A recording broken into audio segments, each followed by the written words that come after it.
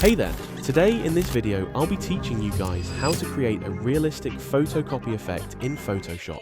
Open the image that you want the effect to be applied, then over here, if your color is set to something else, reset it to be the default foreground colors. Then on the Layers panel, make sure that the layer is currently selected. After that, head over at the menu bar and on Filter, go to Filter Gallery.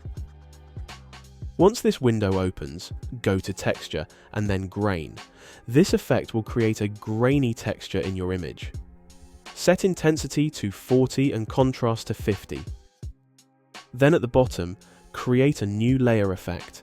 Then go to Sketch and look for the Torn Edges effect. You can play around with the settings as much as you want until you get your desired effect. Once you already have settings you're happy with, just click OK. Then to add colors, head over at the bottom near the Layers panel at Adjustment, then add a gradient map. Then click on the color over here and this window will open. Changing the white color will change the whites on your image, while changing the black will change the blacks.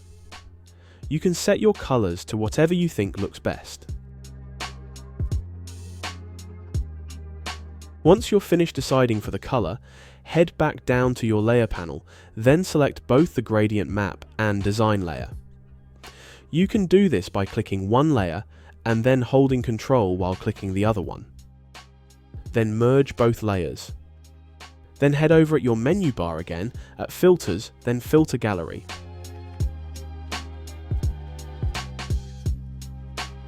Then just disable the Torn Edges effect and keep the grain effect. Then click OK.